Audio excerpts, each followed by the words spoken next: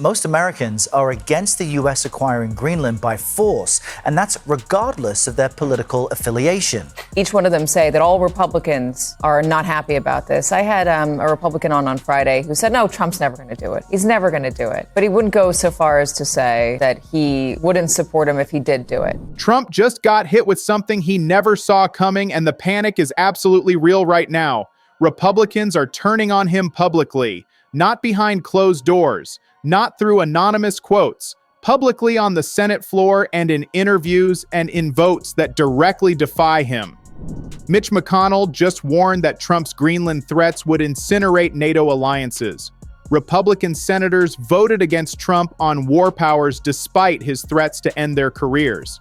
And one Republican congressman described the relationship between Trump and Congress in one brutal word: abusive. This is open rebellion. And it's happening as Trump's approval numbers crater and the midterms approach. President Trump's team is framing the grab for Greenland as something that other presidents wanted in the past as well. They're saying it's obviously for national security purposes, and it would be silly of them not to look towards the Arctic as, something that makes America more competitive for the future. But real quick, before we get into this, let's be honest. You can't really trust mainstream media anymore. That's why we built John Brown's show to bring you real stories, real context, and no corporate spin. If you want to stay ahead of the headlines, please subscribe, because you might think you are but aren't. Your subscription actually matters here. All right, let's get into what actually happened, because this rebellion started with a vote that shocked Washington. 5 Republican senators joined with Democrats to advance a war powers resolution on Venezuela. A resolution that would force Trump to get congressional approval before any more military action. And Trump had explicitly told Republicans not to vote for this, had threatened them, had made clear this was a loyalty test, and 5 senators voted for it anyway. Susan Collins, Lisa Murkowski, Rand Paul, Todd Young, Josh Hawley, all broke ranks, all defied Trump's direct orders, and Trump's reaction was immediate and furious. Share this video with everyone you know, because Trump posted on Truth Social that these senators should never be elected to office again. Called for them to be thrown out of Congress. Said Republicans should be ashamed of them for attempting to take away presidential powers to defend America. That's Trump threatening to primary 1 out of every 10 Republican senators for voting to reassert constitutional war powers. Think about what that means. Trump is treating basic congressional oversight as betrayal, and the fact that 5 senators voted for it anyway knowing Trump would attack them shows something fundamental has shifted, because just 2 months ago, only 2 Republicans voted for a similar resolution. The Greenland issue is certainly one that's drawn more Republican criticism than we've seen in the past with other issues that have been controversial from the White House. But we still don't exactly know if those Republican lawmakers, as you mentioned, will take the extra step to actually try and stop this or to formally rebuke it. However, we may see them be put on record fairly soon. Now, 5 are willing to defy Trump publicly, but that's not even the most dramatic part. Because the same day, 17 House Republicans voted to override Trump's veto on health care. Trump had vetoed a bill extending Affordable Care Act subsidies, and 17 Republicans looked at that veto and said, no, we're voting to preserve Obamacare anyway, against Trump's explicit wishes, in an election year when Trump's wrath could destroy their careers. These weren't random backbenchers. These were members running in competitive districts. Members who calculated that defying Trump on healthcare was less politically risky than letting subsidies expire and facing Democratic ads about taking away people's insurance. That's a massive shift in how Republicans are thinking about Trump's political power. And then there's what Mitch McConnell did on the Senate floor. McConnell chairs the Defense Appropriations Subcommittee, controls Pentagon funding, spent years protecting Trump through scandals and impeachments, and McConnell stood up and gave a speech warning that trying to coerce Denmark to give up Greenland would be an unprecedented act of strategic self-harm. McConnell said following through on this provocation would be more disastrous for Trump's legacy than withdrawing from Afghanistan was for his predecessor. That's comparing Trump's Greenland policy to one of the most catastrophic foreign policy failures in recent American history. McConnell said it would incinerate long-standing NATO alliances and cripple efforts to contain Russian aggression toward Europe. Share this video with everyone you know because McConnell doesn't do this lightly. This is the most powerful Republican in the Senate on funding issues, and he's publicly warning Trump that seizing Greenland would destroy his presidency, coming from the guy who blocked Trump's impeachment convictions, who defended him for years, now saying this policy would be worse than Afghanistan. And McConnell isn't alone. Senator Roger Wicker, who chairs the Armed Services Committee, has been making speeches defending NATO allies, pushing back on Trump's threats to European countries, making the case that these alliances have kept America safe for 80 years and shouldn't be destroyed over Greenland. Think about what that means. The two most powerful Republicans on defense and military issues are both publicly opposing Trump's Greenland policy, both warning it would catastrophically damage American national security, both using their Senate floor time to push back rather than support the president. And then there's what Republican senators are saying about Trump's decision-making process. Multiple senators are now publicly saying Trump is getting bad advice, that whoever is telling him Greenland is achievable should not be in Washington, that people like Stephen Miller are pushing policies that are politically toxic and strategically insane.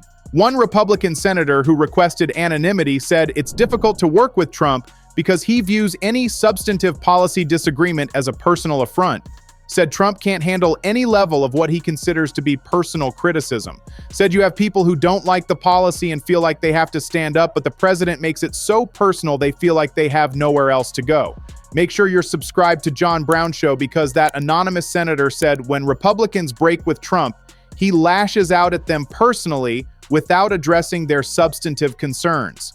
And according to sources, Trump had a profanity-laced phone call with Susan Collins that lasted nearly 20 minutes after she voted for the Venezuela War Powers resolution. 20 minutes of screaming profanity at the chair of the Senate Appropriations Committee for voting to reassert constitutional war powers.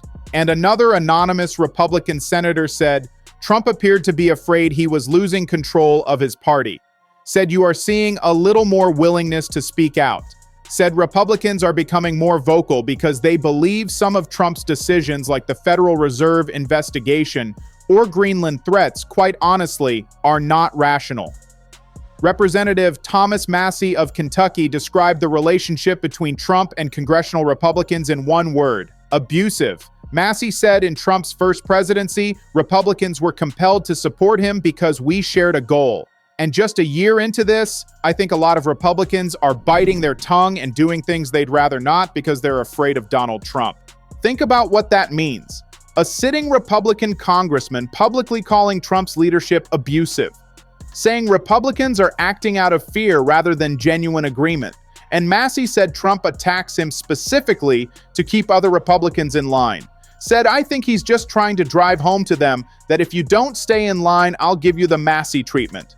Representative Don Bacon, who's retiring, said Trump's controversies from Greenland to the Justice Department investigation into Federal Reserve Chair Jerome Powell have become a bridge too far for a lot of folks. And Bacon is one of the few Republicans willing to publicly criticize Trump because he's retiring and doesn't fear primary challenges anymore. And that creates a problem for Trump because more Republicans are announcing retirements, which means more members who aren't scared of his threats, who can vote their conscience without worrying about being primaried, and those retiring members are increasingly willing to break with Trump on major votes. The Federal Reserve situation triggered even more Republican anger. Trump's Justice Department announced they're investigating Jerome Powell, and Republican senators immediately pushed back, said the investigation calls into question the credibility of the DOJ itself. One senator threatened he will not consider any Trump nominees for the Federal Reserve until this is resolved. That threat has teeth because he sits on Senate Banking Committee, which handles Fed nominations. So Trump literally cannot get new Federal Reserve appointees confirmed without cooperation from senators who are furious about the Powell investigation. Another senator called the Powell investigation nothing more than an attempt at coercion, said she wants an investigation into the DOJ for targeting the Fed chairman. That's senators treating Trump's Justice Department as the problem rather than Powell, treating Trump's politicization of law enforcement as something that needs to be investigated and stopped. And senators are also pushing back on Greenland through actual legislation. Lisa Murkowski teamed up with Democrat Jeanne Shaheen to introduce a bill prohibiting use of Defense Department funds to blockade, occupy, annex, or conduct military operations against Greenland or any NATO territory. Think about what that means. Murkowski is trying to cut off Trump's ability to follow through on Greenland threats by blocking Pentagon funding for military action. And Murkowski sits on Appropriations Committee, which controls defense budgets. So this isn't symbolic. This is using real legislative power to constrain Trump. And Senator Rand Paul said behind closed doors, he hasn't heard any Senate Republican argue there's a military rationale for seizing Greenland. Paul said on Greenland, I just have found no support, and I heard no support within our caucus for introducing troops zero support. I've not heard one Republican say, get it by military force. Paul suggested these Greenland ideas are coming from White House advisors like Stephen Miller, not from senators. And Paul said that loose talk is not just not good, but also counterproductive, directly criticizing Trump administration officials for rhetoric that damages American international relationships. Make sure you're subscribed to John Brown Show because polling shows why Republicans are panicking. Trump's approval on the economy is at 39%. Only 39% approve, while 61% disapprove. That's one of his worst economic approval ratings since retaking the presidency. And Republicans are heading into midterms where they could lose control of both House and Senate, with an unpopular president dragging them down. Democrats are pounding Republicans with messaging on affordability. Arguing Trump and congressional Republicans failed to bring down costs for everyday Americans. And this line of attack worked well for Democrats in gubernatorial races in late 2025. So Republicans know they're vulnerable on these issues. Senate Majority Leader John Thune is trying to refocus Republicans on issues that actually help them. Thune gave a speech at the border saying Republicans need to be focused like a laser on affordability, pointed to legislation on housing and healthcare, trying to move attention away from Venezuela and Greenland and Epstein files and Federal Reserve investigations. But Trump keeps dominating headlines with controversial policies that have nothing to do with kitchen table issues, keeps threatening to seize Greenland, keeps investigating the Fed chairman, keeps releasing Epstein files that create more questions than answers, and Republicans are frustrated because they want to talk about the economy and border security, but Trump won't stop creating new controversies. Think about what that means. One Republican strategist said Trump's style is to keep people guessing, and that's worked well for him. But what you're seeing with Republicans is increasing anxiety about what the endgame is. Republicans don't know where Venezuela policy is heading, don't know if Trump seriously plans to seize Greenland, don't understand what the Powell investigation is trying to accomplish. And some senators are going beyond just criticizing policy. They're taking concrete action to block Trump. One senator forced through legislation by unanimous consent requiring display of a plaque honoring law enforcement who defended the Capitol on January 6th. This came days after Trump's White House released a timeline blaming police for the January 6th riot. So this senator is using Senate procedures to push back on Trump's revisionist history, to honor the police Trump is now attacking, to create a permanent memorial that contradicts Trump's narrative about what happened that day. That's not just words, that's action designed to undermine Trump's messaging. There's also what happened with Trump's vetoes. Trump vetoed 2 bills that passed Congress unanimously, one supporting a clean water pipeline, one widening tribal land. Both passed with zero opposition from either party, but Trump vetoed them anyway. And when it came time to override those vetoes, 175 House Republicans flipped their votes to sustain Trump's vetoes. Bills they unanimously supported suddenly became votes they opposed because Trump told them to. That shows Trump still has enormous power when he applies direct pressure. But here's what's significant. The fact that Trump had to personally intervene shows his grip weakening. In the first year of his second term, Trump could get Republicans to vote however he wanted without personal arm twisting. Now he's calling members directly, keeping floor votes open to negotiate, having Speaker Mike Johnson beg for votes. And some Republicans are resisting despite the pressure. Multiple members voted to override Trump's vetoes. Multiple senators held firm on Venezuela vote despite Trump's threats. Multiple members are retiring, which frees them to vote conscience without fearing primaries. Think about what that means. Senator Cynthia Lummis is retiring, and she's openly questioning Trump's Greenland obsession.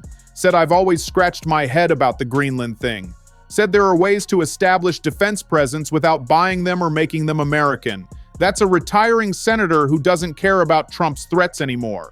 And Trump is responding to all this Republican pushback by lurching toward economic populism, proposing to cap credit card interest rates at 10%, something Bernie Sanders has pushed for years.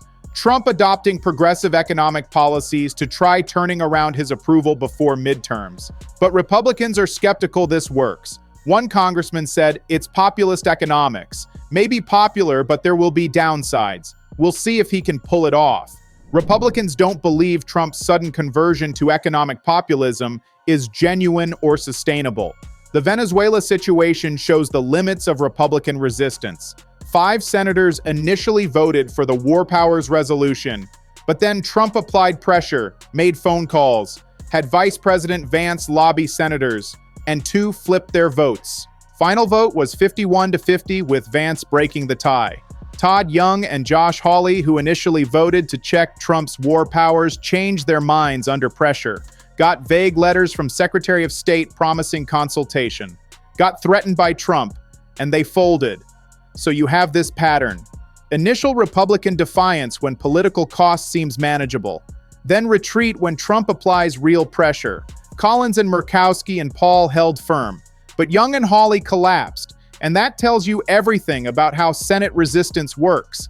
But even though the resolution failed, 5 Republicans initially voting against Trump on war powers is unprecedented. That never happened in Trump's first term, never happened in the first year of his second term. This is new, this is cracks forming. And those cracks are widening because Trump's approval keeps dropping, because midterms keep getting closer, because Republicans in competitive districts are terrified of losing, because retiring members don't fear Trump anymore, because senators are sick of being called and screamed at for doing constitutional oversight.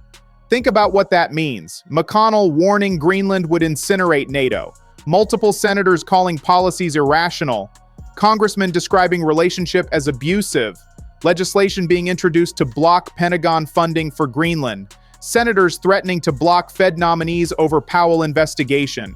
This is open rebellion from significant Republicans, not fringe members, not random backbenchers.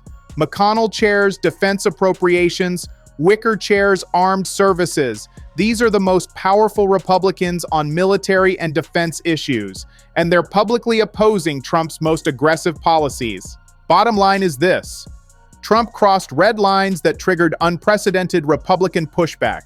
McConnell warned Greenland threats would destroy NATO alliances worse than Afghanistan. 5 senators voted against Trump on Venezuela despite his threats. 17 House members voted against him on healthcare. Republican congressman called relationship with Trump abusive, said members acting out of fear, not genuine agreement. Multiple senators saying Trump getting bad advice and his policies are irrational. Senators introducing legislation to block Greenland military action. Trump still has power to whip votes when applying direct pressure. Got 175 House Republicans to flip on vetoes. Convinced 2 senators to change Venezuela votes. Uses threats and phone calls to maintain control. But cracks widening because approval at 39% on economy. Republicans panicking about midterm losses. More retirements creating members who don't fear Trump. Anonymous senators saying Trump can't handle criticism and makes everything personal. Pattern emerging of initial defiance followed by retreat under pressure. But resistance growing as approval, craters, and midterms approach. McConnell and Wicker using Senate floor to oppose Trump. Members using procedures to block his agenda. This rebellion is real and it's growing. This story continues. Stay tuned.